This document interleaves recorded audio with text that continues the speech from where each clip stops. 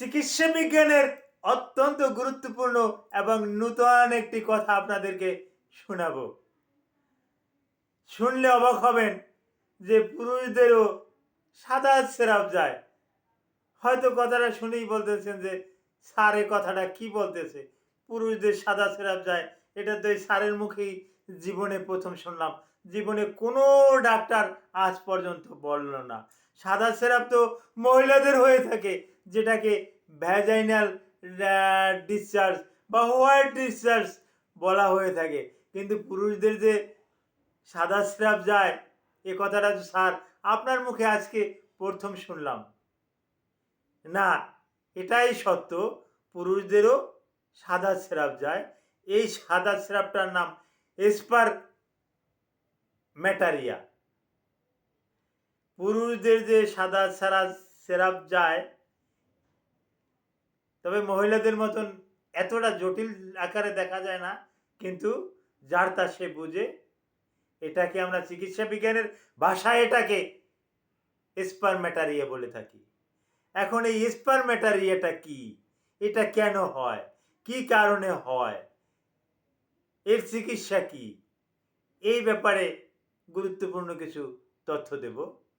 তো আশা করি আমি এসপারমেটারিয়া সম্পর্কে গুরুত্বপূর্ণ কিছু আলোচনা করব।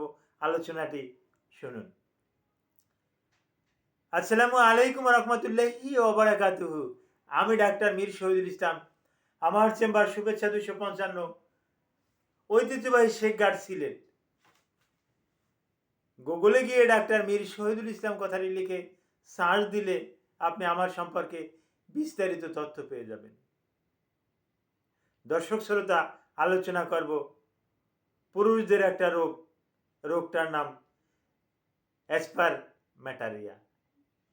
এই এসপারমেটারিয়া এটা কি? জি,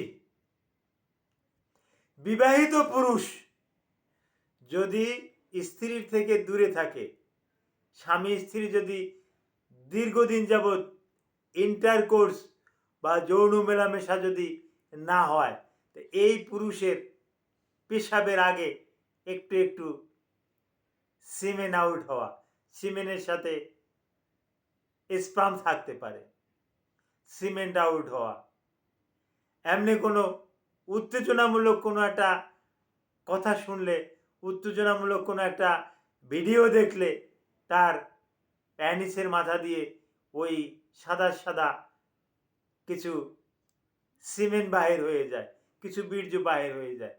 চিকিৎসা বিজ্ঞানের ভাষায় এটাকেই আমরা এসপারমেটারিয়া বলে থাকি।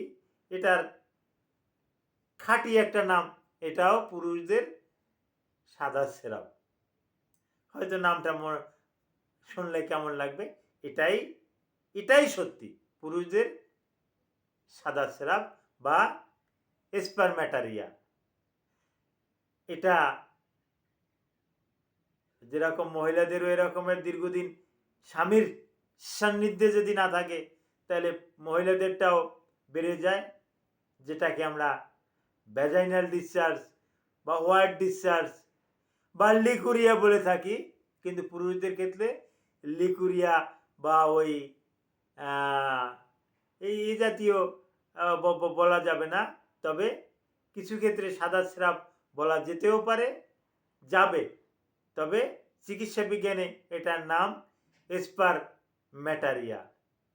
এসপারমেটারিয়া সম্পর্কে আপনাদের যদি আরও কিছু জানার থাকে, ভিডিওর কমেন্ট বক্সে কমেন্ট করবেন। Thank you all.